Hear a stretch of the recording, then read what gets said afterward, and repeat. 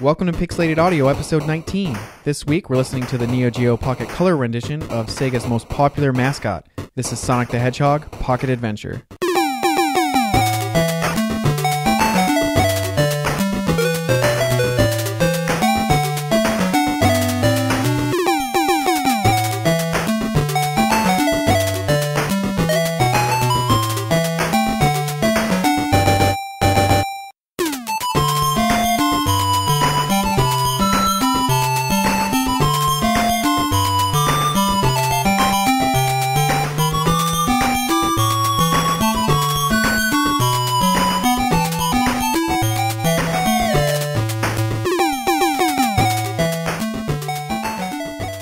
Thanks for joining in on another episode of Pixelated Audio, a bi-weekly video game music and retro gaming podcast. I'm Brian. And I'm James, and it's just us today, no guests. Yeah, it feels like it's been a while. And I'm really excited for the show. We both love Sonic, but I mean, you know me, I'm a huge Sonic fan, so it was totally awesome to dive into this for an episode. I know you've been looking forward to this episode for a while, and you know, I remember how stoked you were when I first brought you that Neo Geo Pocket Color back from Japan. Oh, I love it. Yeah, which actually brings up a good point. When we did our playthroughs for this show, we both played the game in its original format. And there's really something special to, you know, popping in an actual cartridge. Yeah, no, I 100% agree with you.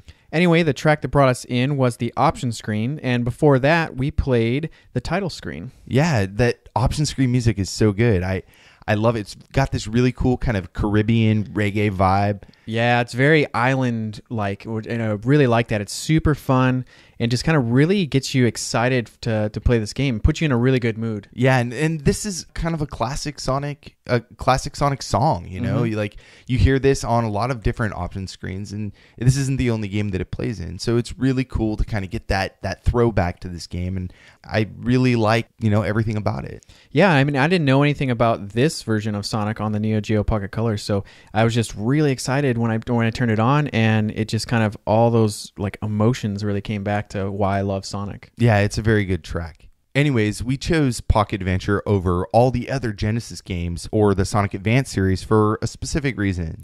I mean, like you said, there's tons of Sonic games that probably deserve their own episode, but we feel this game and the Neo Geo Pocket Color would have made a good standalone pair. Also, we haven't done a solo Neo Geo Pocket episode yet, so we can talk about some of the hardware specs, and Sonic actually never appears on the system again, so we didn't feel that it would pair up with anything that well anyway. Yeah, and it's just a great game. I have a little story actually about it. So I originally got my Neo Geo when it came out, and I got this game when it was released. Mm-hmm. And because I didn't have a whole lot of other options at the time. It was right. Kind of, Sonic's coming out. All right, I'm going to go get it on day one. Yeah. But when I first moved to Japan, I picked up, I think I'd been there now for maybe only a year or something at this point. And all my gaming consoles except my Game Boy Advance were still in the States. So I picked up a Neo Geo Pocket Color for like $10 at a game store used. Mm-hmm. And games were $1 each or something. And this and Metal Slug were two games that I picked up. I was going to go visit some friends in Tokyo, and I was living in Osaka. So I was like, I want to get something kind of fun for the train ride over there and then have something to do, and I'll try to clear these games out. Mm-hmm. And since it was so cheap, I was like, hey, why not? Yeah, I can't pass it up. Anyways, so my memories with this game actually revolved, like I went over to a friend's house for dinner, and I'd been traveling, like I went to Korea like a week before to visit friends and hang out and stuff there. And so I visited my friends. I had dinner with them, and I started getting, like the next day, I started getting really, really sick. And I remember I was on the train, and we had just visited like some other friends like in another city, and I was coming back on the train. I was starting to get dizzy, and I realized like, oh my God, like I think I have like full-blown food poisoning right now. It was really bad to where like I had to get off the train a few times and then get back on, but I don't really remember a whole lot like how I got back to like my friend's house. Right. It was funny because the whole family, because I'd been traveling, and I think at this time SARS was like a really big thing. Like their whole family was like, oh my God, like this guy's got SARS. Oh no, he's gonna die. Yeah, so like nobody wanted to like come and like check on me. Like I was like just like in this horrible like brutal pain for like a few days, and nobody came in and checked on me. But I got to a point where like I was able to kind of open my eyes and roll over. And so like this is how I played Metal Slug and Sonic on the Neo Geo Pocket Color. Wow, like dying in someone's house that they wouldn't even come help you. Yeah, it was a miserable experience. And then like I never got sick like after that, and I'd been Yeah. in Japan for years. So yeah, Nice. this is one of my memories of that.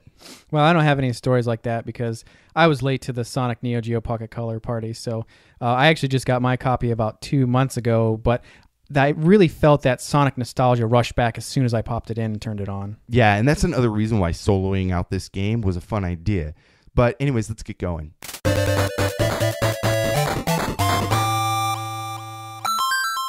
Sonic the Hedgehog Pocket Adventure was released exclusively for the Neo Geo Pocket Color for the US in 1999 and in 2000 for Japan. It's the 12th game in the Sonic series, and if there's people out there that haven't seen early Sonic games... God, that just makes me feel so old and depressed. Anyways, yeah, for those of you who don't know. Yeah, these games are 2D side-scrolling platformers built around speed. Sonic collects rings, and 100 rings equals a free life. And when you take damage, you drop all the rings that you have, but as long as you keep picking one up, then you can keep taking damage. This game was co-developed by Osaka-based Dimps Corporation, which is essentially created by former SNK employees, and Sonic Team, published by SNK and Sega. Within the Sonic spectrum, Dimps is probably best known for their work on the Sonic Advance series for the Game Boy Advance, and also Sonic Rush and Sonic Rush Adventures. They've had their hand in really heavily in the Sonic franchise, doing even more recent games like Sonic Unleashed for the Wii and PS2, Sonic Colors for the DS, and Sonic Generations for the 3DS. They might want to leave Unleashed off their resume, though. Yeah, obviously they aren't stuck to the Sonic franchise, though. Dimps has a pretty sizable catalog of games. They've co-developed Street Fighter 4 and Super Street Fighter 4 on the arcade. As well as like a lot of other Street Fighter games on other systems, because two of the founding members of Dimps were Takashi Nishiyama and Hiroshi Matsumoto, who were co-creators of the Street Fighter series. Right, and they also have games like Kirby and the Amazing Mirror on Game Boy Advance. Yeah, and a bunch of other Dragon Ball Z, Budokai, and recent Dragon Ball games like Xenoverse. More importantly for me, though, they co-developed Freedom Wars on the Vita and also Street Fighter Cross Tekken. Just like a ton of games. They've done a lot of games for a bunch of different consoles, handhelds, arcades, PC, and even some iOS stuff.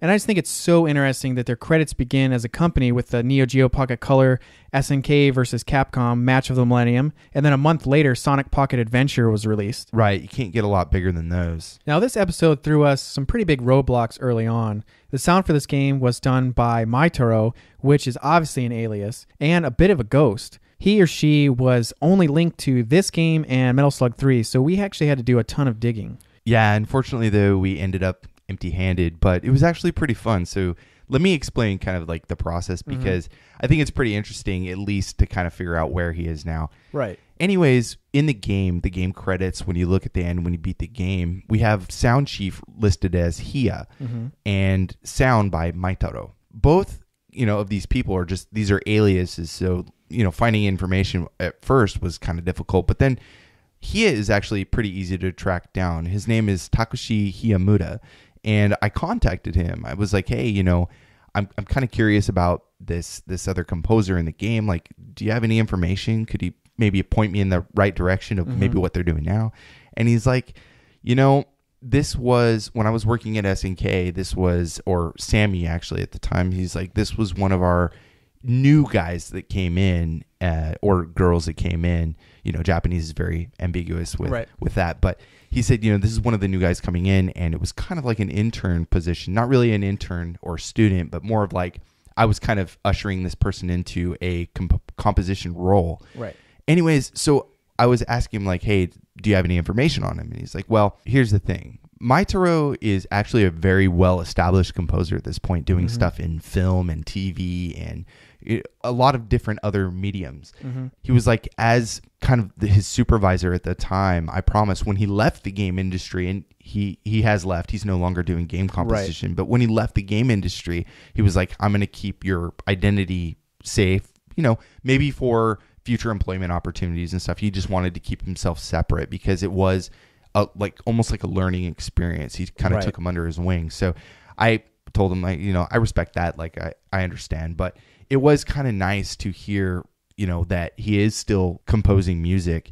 And this game is really interesting too, because Maitaro did a lot of remixes of other music from previous Sonic games. And a lot of the music comes from Sonic 3 and Sonic and Knuckles. And there's a lot of composers for those games too. There's Tatsuyuki Maeda, Tomonori Sawada, Sachio Ogawa, Masayuki Nagao, Masanori Hikichi, Miyoko Takaoka, Jun Sonoe, Masaru Satsumaru, and Yoshiaki Kashima, and Brad Buxer. And and I guess if the rumors are true, then Michael Jackson should be on that list as well. Right. I mean, I believe it. I think that's a valid kind of rumor. I think there's enough threads that lead back to him. Yeah, so. A lot of supporting evidence around that. So, and the Sonic Jam Compose stuff that's in this game too is done by Masaru Satsumaru and Kenichi Tokoi.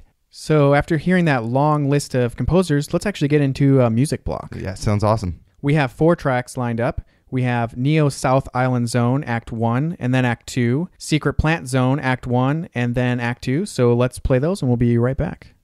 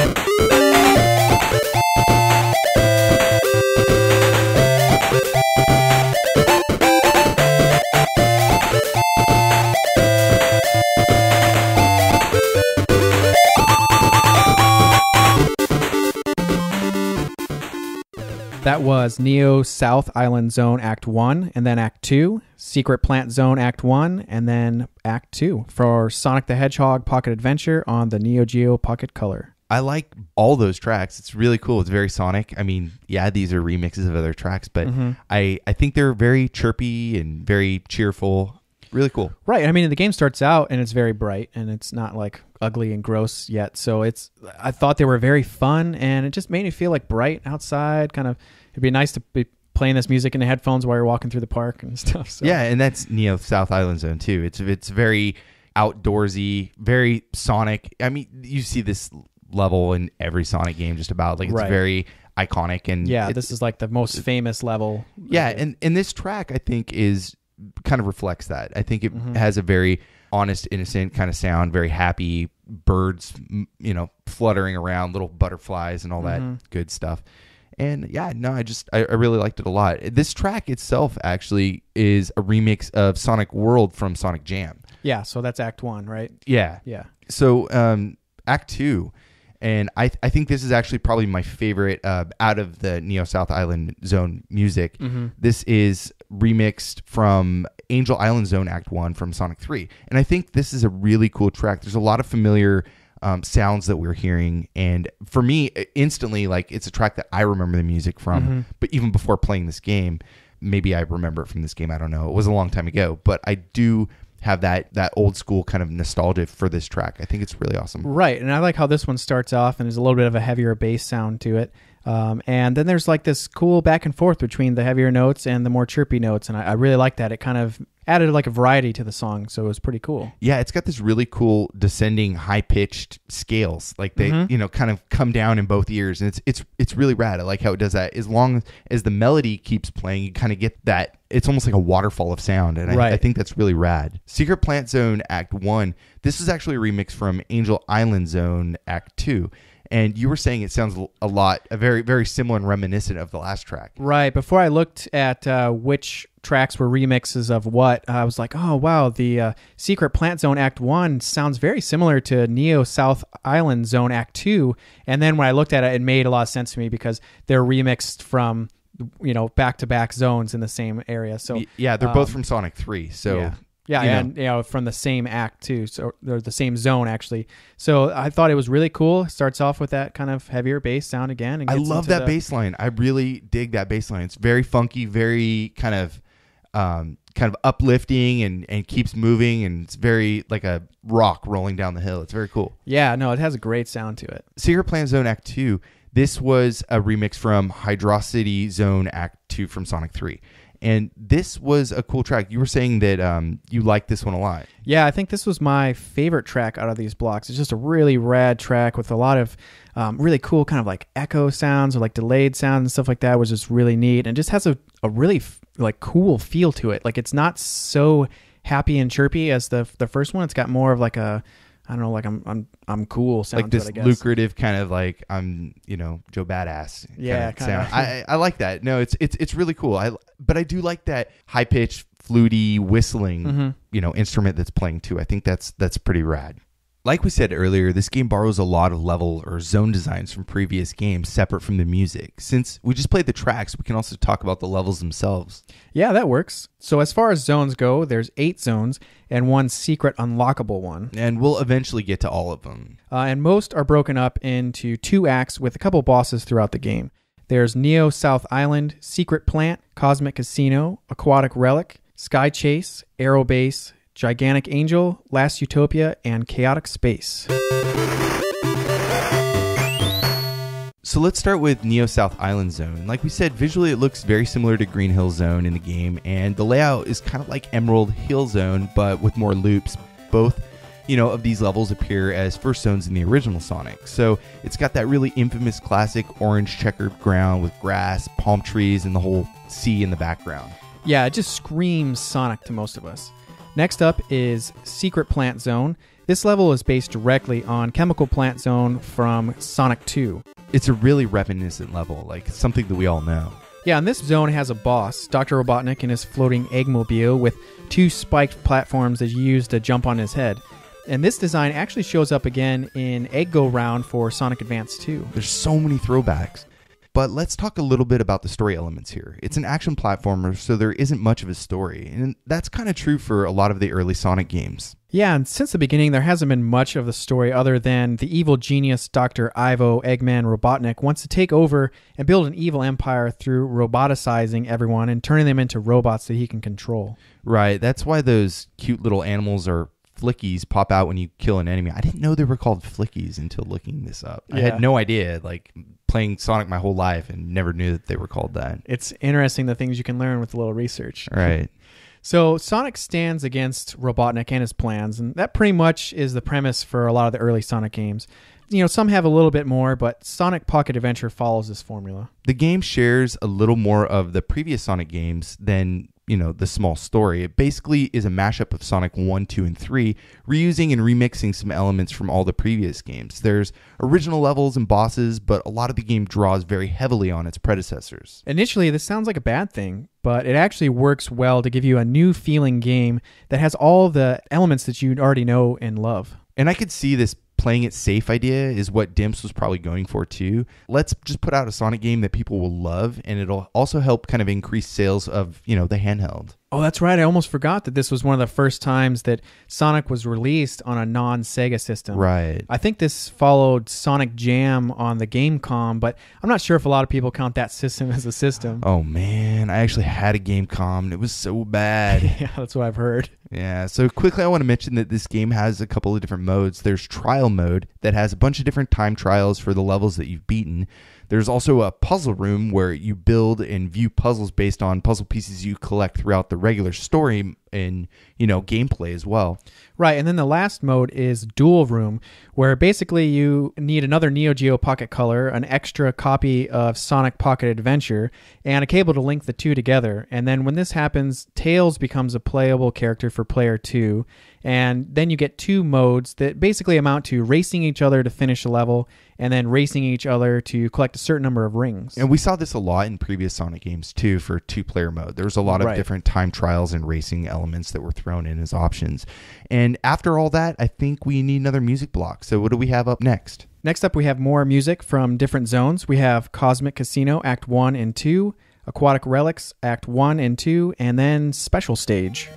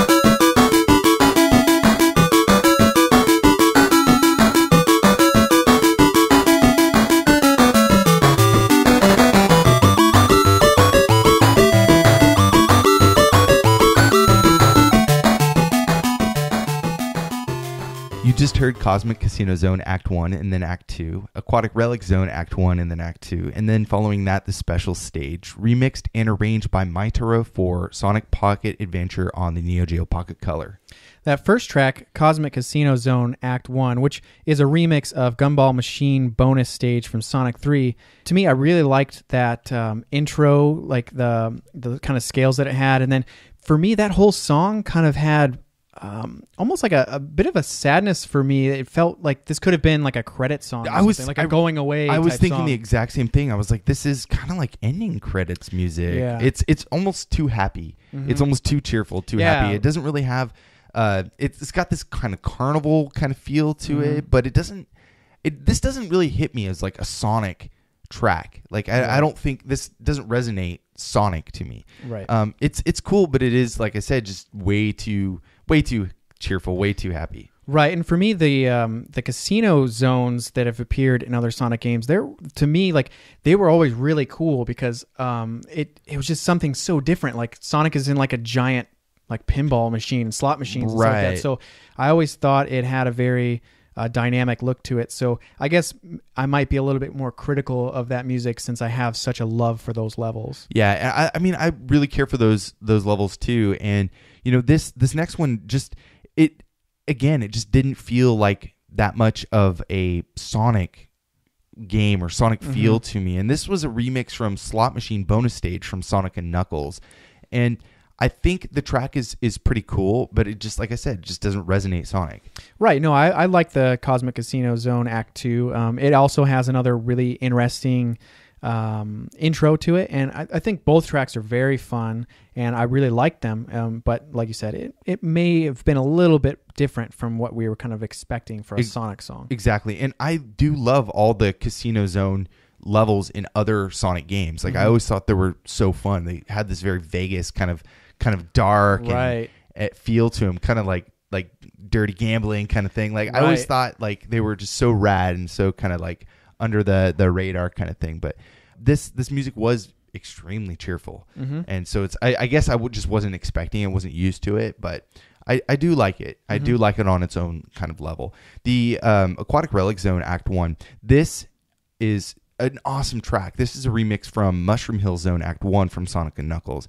I love this song. I think it's so rad. Yeah, I love like the really high notes. Like this song really plays a lot more in the higher range of sound, and I just thought that was so cool because a lot of systems like it's like harsh to the ears to hear something so high all the time, and this I just thought was really cool, really fun sound, very different from some of the previous tracks. So it was a nice change of pace. Yeah, and for me, it's just really poppy. Like it's got this really cool kind of pop to it. And I think what I really dig is that the melody plays along with the drums. So you get these kind of breaks of like no sound. And that's really cool. It's like almost like a breakdown kind of thing. It's just very cool how it was arranged this way to keep this really poppy mood and vibe going the whole way through the track. I think that's so awesome. Right. And for me, for Sonic games that have water, they're always kind of very stressful. And I felt this music it put me in a better mood, I guess, a better place to play this type of level. So I wasn't like so stressed out, and I actually enjoyed, this is actually one of my more favorite levels in the game. And it's interesting that they chose to remix Mushroom Hill Zone for this aqua, water level. Yeah. It doesn't seem like it wouldn't be my first pick to go and do, I wouldn't think of using this track for use in this actual zone. Right. I mean, there's been plenty of levels that have very water based that you would think that they would, They have a lot to draw from. Yeah. So why this track? I don't know, but it works really well when you're playing. Yeah. The next track, Act 2 from the Aquatic Relix Zone. This is from Hydrosity Zone, Act 1 in Sonic 3. And I think that it kind of fits the flow of Sonic as far as like water levels go. And this is by far in this block my favorite track. It's the most iconic. I love this song. I mean, I could play this on repeat over and over and over because it's just so rad.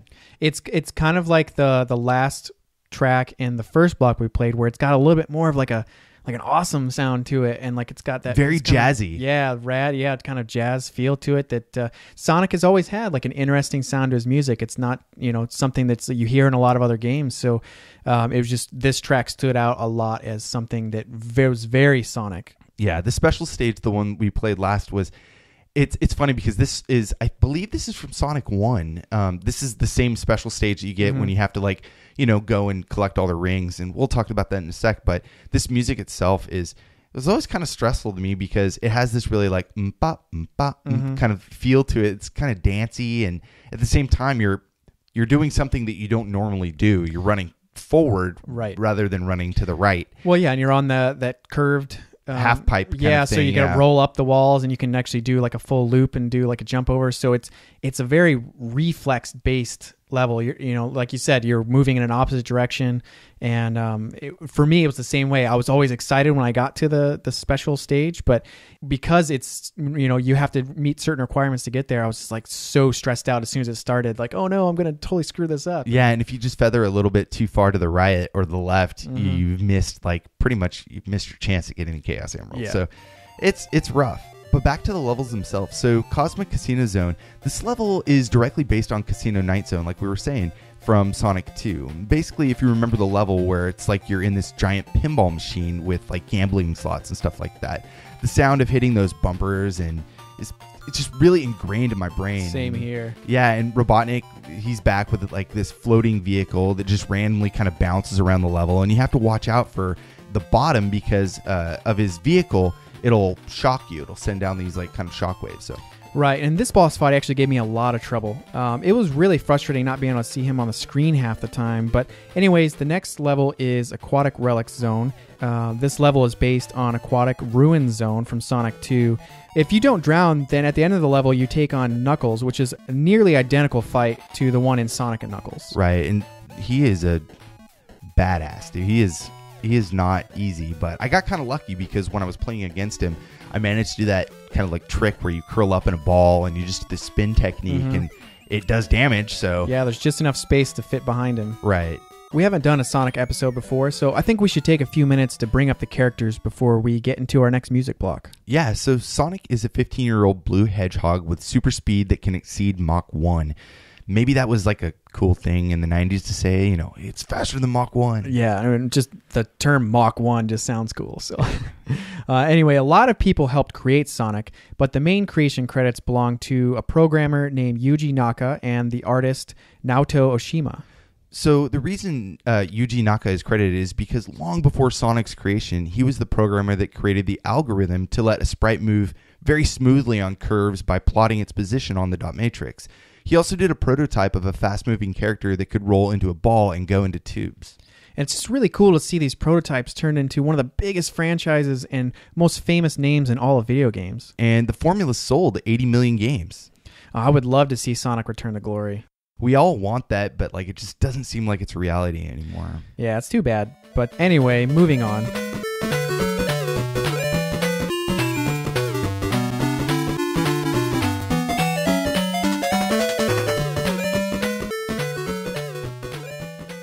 Dr. Robotnik, like we mentioned, is an evil scientist with an IQ of over 300. And I think that was another popular thing in the 90s. Let's just say his IQ is like 1 billion. Yeah, he's smart and he's evil. So his nickname of Eggman is due to the shape of his body, which actually was a conscious decision by them to make him easier for kids to draw. And Miles Prower or better known as Tails, is an 8-year-old orange fox with the ability to fly because of his 2 tails. He's Sonic's best friend, and he's a mechanical genius. Yeah, so that's why you always see him fixing everything. And it's weird. It's so ironic because he's flying all the planes in the game, but he can fly himself. Yeah, he doesn't need the planes. But. Yeah. Anyways, Knuckles is a 16-year-old red echidna. And for those of you that don't know what an echidna is, which I actually had to look up just to be sure, it's basically like an anteater mixed with a porcupine or a really large hedgehog. So, and it's very closely related to the platypus. And now I guess we're qualified to be part of Animal Planet. Hey, God, did you never go to the zoo as a kid? No, not really. Oh, man.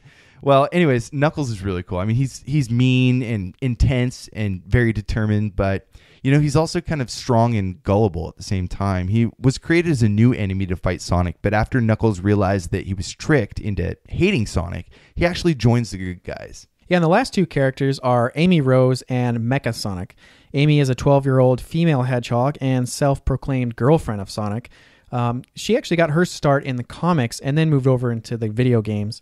Mecha Sonic is an evil robot that's used to attack Sonic. And researching him, it was really confusing because I guess was a mistranslation and he became Metal Sonic, and then they actually decided to divide the characters until now there is a Metal Sonic with a different background than Mecha Sonic. So, and this game, it said is Mecha Sonic. So, but I mean, I always kind of just thought of him as like an evil robot. Sonic, yeah, so. I never really knew any, Mecha Sonic, Metal. It was all like just the evil version of Sonic. Like I just thought it was cool, and that was actually silver, and that was actually another cool thing to do, I guess, in the 90s was to just make robot versions of evil things. You saw it in all kinds of cartoons or metal versions of something. That's always way cool too. Yeah, and Amy, they throw her in there, and that's like a character I just can't stand. I hate Amy in every single Sonic game. Is just like, why do you keep putting her in there? Well, and unfortunately with video games, a lot of female characters, they're always side characters and they're very underdeveloped, and especially in the 90s that happened a lot. Like they were just very, it was like an afterthought that we need a female in here. So there might be some girls that want to play Sonic. So let's just make this really crappy character. We'll give them a crappy character with a hammer. There you go. Anyway, so yeah, all these characters appear, but we're kind of going to get into their roles a little bit later on. But we do have some more music to play. So we're going to get things going with Sky Chase Zone, Aerobase Zone, Gigantic Angel Zone Act 1, and then Act 2, and then the Gigantic Angel Zone boss battle.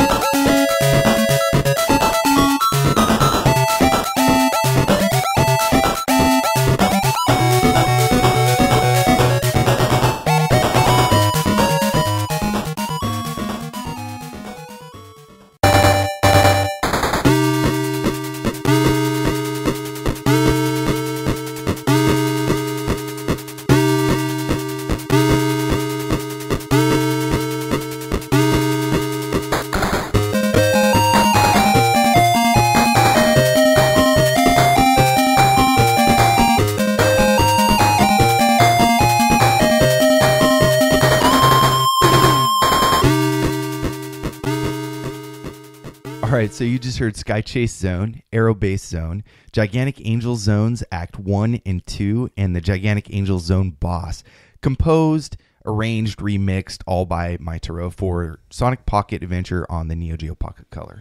Yeah, it's a really cool block of music. The Sky Chase Zone is very different sounding compared to a lot of the other tracks that we've played. This one, to me, had a lot more of an open feel, not so many notes. It was a little bit more like kind of like floaty sounding. It did. I guess, it had this kind of fluttering kind of vibe to it. I really liked this track. I thought it was cool. I thought it was a good place for us to kind of drop this in and listen to it. It's really rad. Aerobase Zone. This is a remix of Death Egg Zone Act 1 from Sonic & Knuckles. I think this track is really cool. It's got that bass in the back that's like kind of that dig-a-dun, dig-a-dun, dig-a-dun kind of really cool sound, and there's a lot of pitch bending. I think it's an awesome track. Yeah, the pitch bending and those trailing notes were just like really, really cool for me. Like I really liked it, and it just made that whole level seem really cool and like just really fun to do. Then Gigantic Angel Zone Act 1. This was from this is remixed from the Desert Palace multiplayer in Sonic 3. And this track it's really fun. It starts off a little darker, and it kind of has a little bit more of dissonance in the music, and then kind of changes pace and ends up being a pretty bright track. And then it reverts back to that kind of original sound, and then back. It's kind of a back and forth. It's really cool. Right. And for me, last night I actually finished up the game, and this was the zone that I started with, was Gigantic Angel Zone 1, or Act 1. And I was sitting with my girlfriend, and she was grading papers for her class, and I had my headphones on, I was playing, and she just kept looking over at me and just like smiling, because like I'm sitting there like jamming, like this track is so good. And just to like turn the game on and to be at this level, and for this to be the first track you hear, I was just like, oh man, like how did I put this game down? That's so awesome. That's so awesome. Like the track is just really cool. It's got a little bit more of like another like badass feel, and like it's just a lot of really cool sounds, and like you said, a little bit darker, which was really cool. Yeah, I know. I love this track. And then the next track too, Act 2, is from it's a remix from Chrome Gadget Zone multiplayer in Sonic 3. This track again starts off, and it feels a little bit darker than the previous tracks that we've played on the show. And it goes into this kind of gallop again with the dun with the bass, and I think that's really rad.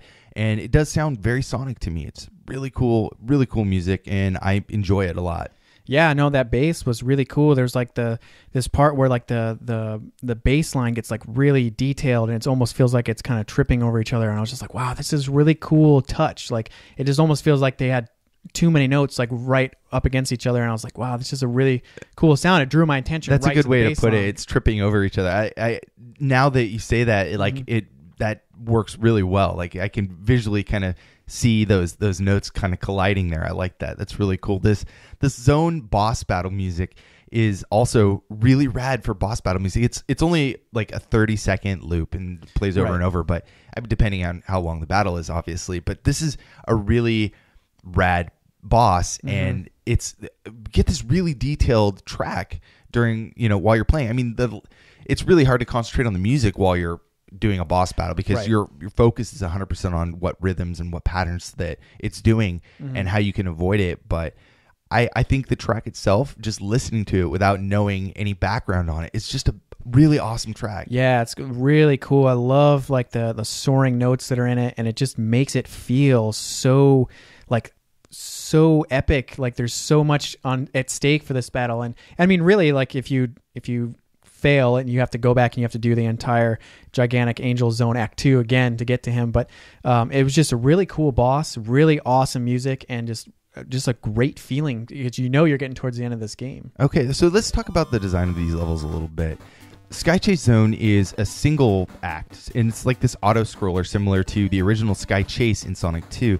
And once again, Sonic stands out on the wings of the tornado, which is Tails' plane that he keeps flying around. And no matter where you jump, Sonic always kind of follows, or Tails always kind of follows where Sonic's going. So you always have a platform to land on. You're never just floating in the air by yourself. Yeah, and when you reach the end of Sky Chase Zone, Sonic finds himself at the Aerobase Zone, which is basically a giant flying fortress, which is identical to the Wing Fortress in Sonic 2. And at the end of this warship, Mecha Sonic shows up, and he's sitting there waiting for you. Gigantic Angel Zone is next, and it resembles Scrap Brain Zone from the original Sonic. This level is a large base full of traps and hazards borrowed pretty heavily from Metropolis Zone in Sonic 2. Robotnik appears at the end of the zone, and for whatever reason he's in a new outfit, like in Sonic Adventure. But anyway, the concept for the fight resurfaced again in Sonic Advance 2. Yeah, it's just really cool to see that this game borrows really heavily from previous games, and then you actually see future games borrow from this one, which is really neat. Yeah, I think that's a really rad idea, and I'm glad that they reused some of the ideas because this game works really, really well, and I think it was very well thought out, even though it's, you know, essentially copying a lot. Yeah, and the original bosses were just really cool. Like, I really enjoyed this entire game.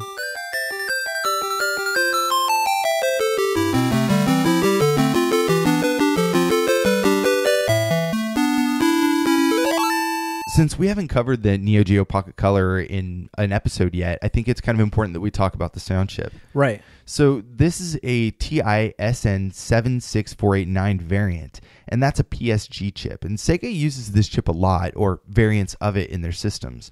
The Z80 8-bit CPU actually controls the chip itself. Yeah, it's a really awesome chip, but just very basic. Yeah, it contains 3 square wave tone generators and 1 white noise generator. And each can produce sounds at various frequencies and 16 different volume levels. And it's not only Sega and SNK using this chip. You know, we see it in the BBC Micro and ColecoVision and the Mr. Do arcade game. But Sega uses it in their Sega Master System, also in the Nomad and the System 1 and 2, and also the Sega or the SG-1000. But what's really interesting is this is actually a kind of companion chip for the Sega Genesis and Mega Drive, which also had the YM2612 for frequency modulation. And we talked about this a lot, and I think that kind of explaining the difference and showing how it works as an add-on might be something kind of cool. So give me a second here and let me show you an example of where we see this TI chip kind of fall into place in Genesis to kind of show you the difference between the two. Awesome. So I'm actually going to play 2 tracks here, and they're both from Sonic games on the Genesis. And they're very recognizable tracks, I think. But if you hear them without the FM chip on there, it's very hard to distinguish what the track is. And this is the first one. And this is the TI chip by itself now. So you can really tell it's that accompaniment chip. And it's providing just the white noise. But it's really cool. So I'm going to go ahead and turn on the FM synth, and you get an idea of what the track actually is. Oh, I can start to tell right now. Yeah. So this is the Chemical Plant Zone from Sonic 2. And it's a really rad track. The next one, I'll show you again, another example of how they use it. And it's again for white noise, but I think it's still something kind of cool to listen to. Yeah. So, this is Casino Night Zone. We all know this track. It's very awesome, iconic Sonic stuff. But, you know, turning off the YM2612 here again, we can hear just the PSG now from the TI chip. So we can see that it's not only white noise that it's using, but it's really giving the Genesis a lot more tones to use during, you know, music composition production to get a more rich, full sound. And that's why these Sonic tracks sound so good.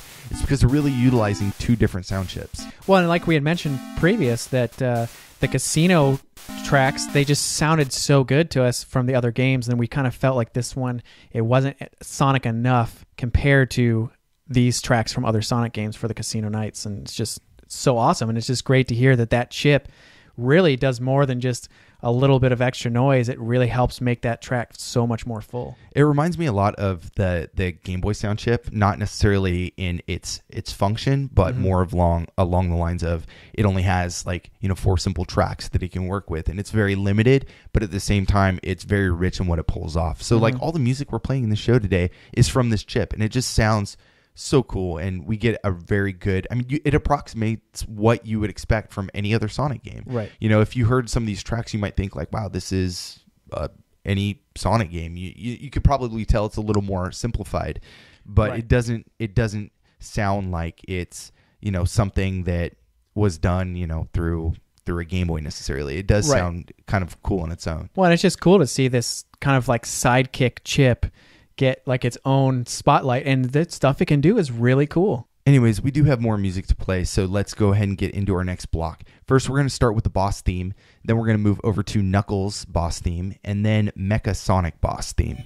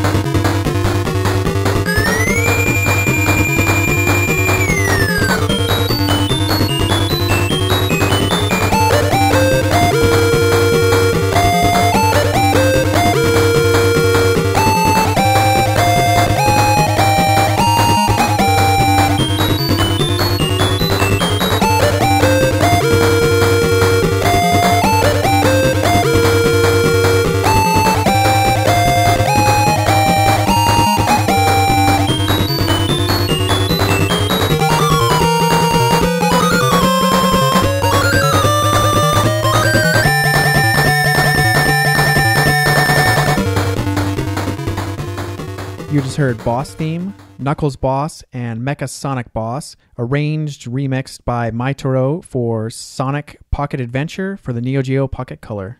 Yeah, the first track, that is definitely boss music from Sonic. Yeah.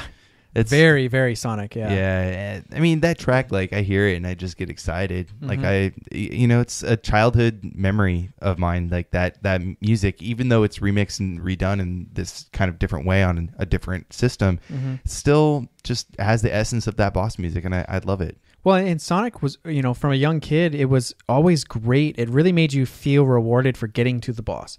Like, you may not be able to beat the boss, but getting to him had its own reward in it. So hearing that music, it does get kind of ingrained in your mind very easily. Yeah, and the boss battles aren't extremely long anyway, but that music still, regardless, it still resonates, and you hear it several times kind of scattered throughout different boss battles, different iterations of Robotnik's creations, whatever he's writing and driving next.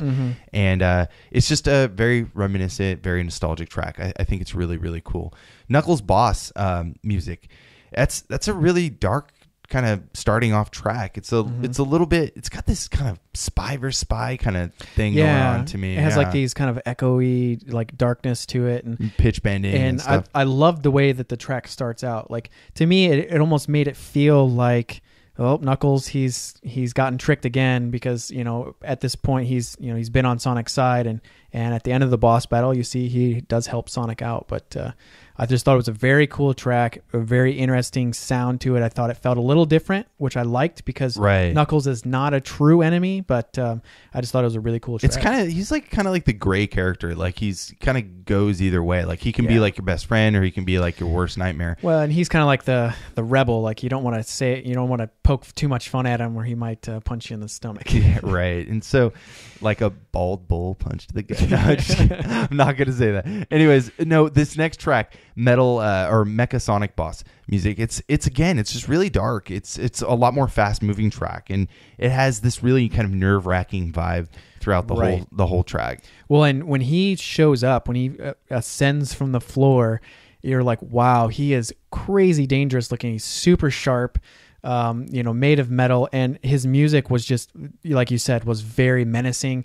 And I really loved the little tech sound. Yeah, I was going to say that, the little distortion computer sounding notes, like, I don't know, computer sound. Does that even sound?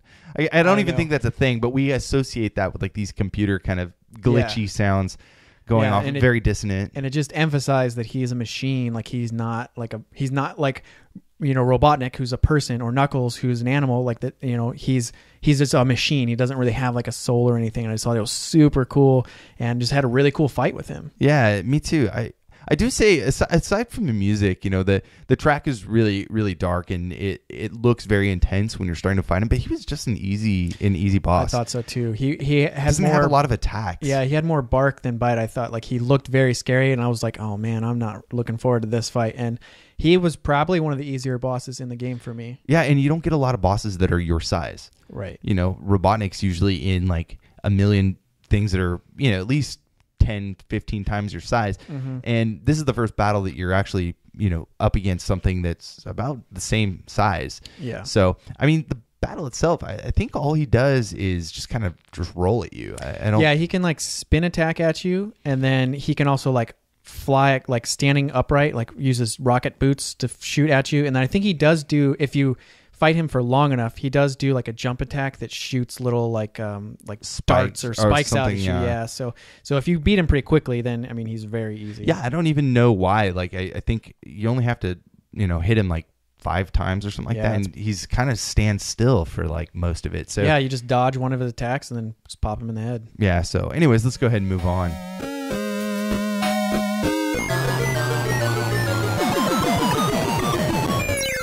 So I have some pretty cool trivia that I wanted to bring up here. Sonic's original code name during development was Mr. Needle Mouse, which I'm really happy that they changed. Yeah, me too. And he was created to directly compete with Nintendo's Mario. That makes sense. I mean, yeah.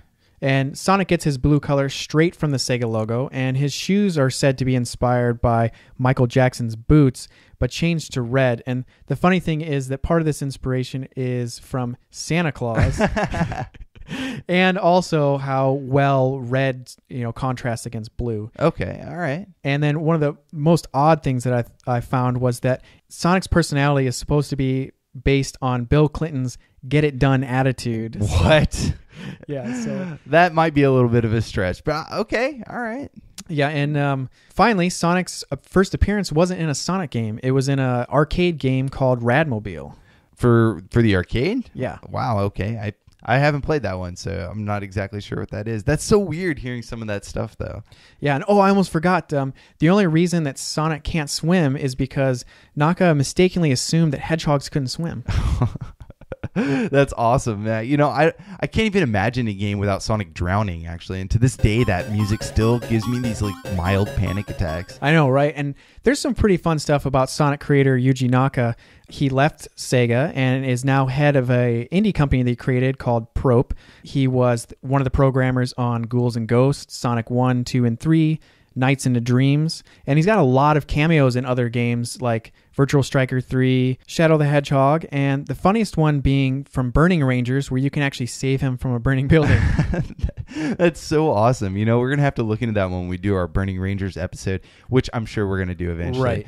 And on that note, let's get into another music block. So first up, we have Last Utopia Zone, and then we have the Chaotic Space Zone, and then following that, we have the end credits. So let's get those started, and we'll be right back.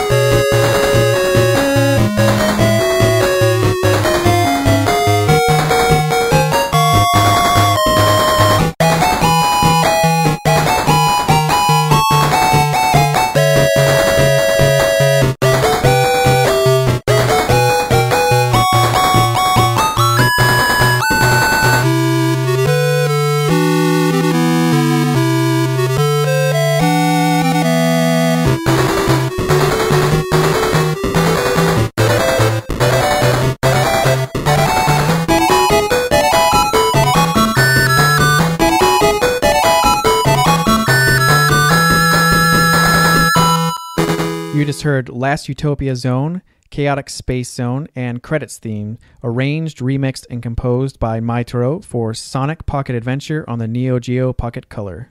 Man, like 30 to 40 seconds into that first track really is where it starts up for me. I think it gets really, I don't know, it's a really cool, like inspiring tone and melody that you don't hear in that first 30 seconds because it's just so kind of ominous in the beginning. Right, and that it's done really well because it kind of leads you up to this is a big boss fight.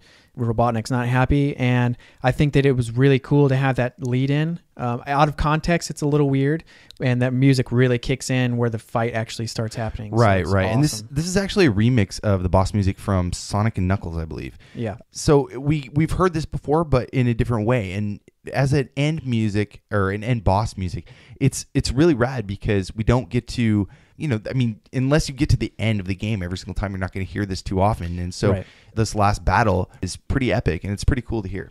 Well, and like we mentioned, that there is a secret level that you can get to, which is the next track, the Chaotic Space Zone, where if you have all the Chaos Emeralds, you can hear this. So I thought this was a really cool track. It was very a lot more uplifting and I was going to say feeling. It's very triumphant for this humble little Neo Geo Pocket Color game, and I like it a lot. I mean, it's a good track. It was like, wow, okay, all right, sure.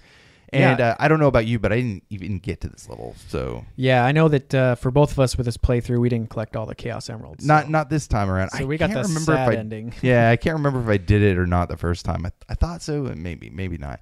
But anyways, the ending credits, it's really good ending music. I think it was pretty cool. It's got this like really completion feel to it. A very classic Sonic themes playing afterwards, and it just, I don't know, it hits home to that whole kind of, this is the end of obviously a Sonic game, and here you go. Like you had mentioned, I think it has a lot of great feelings to it. Like, you got all the way to the end, you did it. It's kind of happy and fun.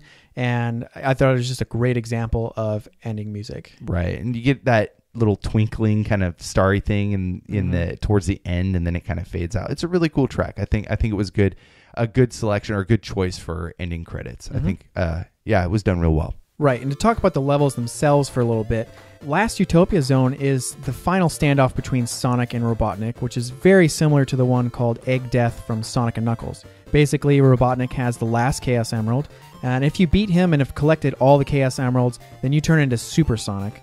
The warship from the previous level will stay in space as you chase Robotnik into the final unlockable level called Chaotic Space. If you don't have all the emeralds, Robotnik will escape and the warship will fall from space, crashing into the island, killing everyone while Tails saves you with his plane. Jeez, that's horrible. It's harsh. That's pretty harsh. I mean, it's like, hey, you beat it, but everyone's dead. Yeah. Just, FYI. You accomplished some of your objectives. It's so harsh.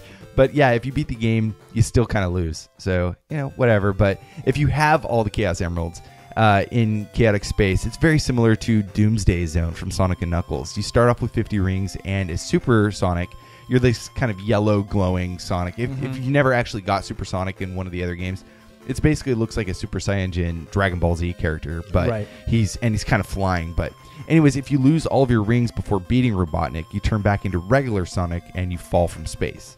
Yeah, once again, pretty harsh. Pretty harsh, man. But if you can knock enough missiles back at Robotnik, then you'll watch his Eggmobile explode, and then Sonic returns to Earth, and all is well.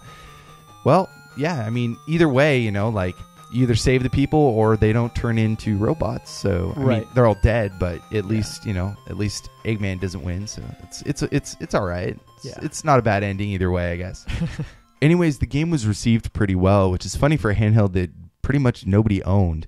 Right, and we were really impressed right away with the Neo Geo Pocket Color. I mean, it had great colors, great sound, and a very comfortable handheld. And, this Sonic game was just a really good one. Yeah, IGN even gave it like a perfect 10. I mean, that's saying something. I mean, that any big, review site, video game review site gives it that high of a score. Right. I mean, even if you look at other places like, Metacritic, everybody just touts this game and just really says how good it is. But there are some criticisms about the game, mostly to the short length and being relatively easy. I think even for me, I played the game before, so I can't really say the exact time that it took me to beat this, but I want to say it was maybe an hour 15 total clear time. Yeah, it took me a little bit longer, but I mean, the fact that I was able to beat it should say it's a little on a way too easy side. So yeah, even being easy, it is a remarkable game, and it's very, very well executed on this handheld. And I'm really glad that that I got a chance to play it, and then also that you went back and got to play through it as well. So that's very awesome. Anyways, today we covered Sonic the Hedgehog Pocket Adventure for the Neo Geo Pocket Color, and we talked about the music. Composed, arranged, and remixed by the elusive Maitaro. If you want to find out more about the show, then check us out online at pixelatedaudio.com for show notes and track lists. We can also be found on Twitter and Instagram at pixelatedaudio.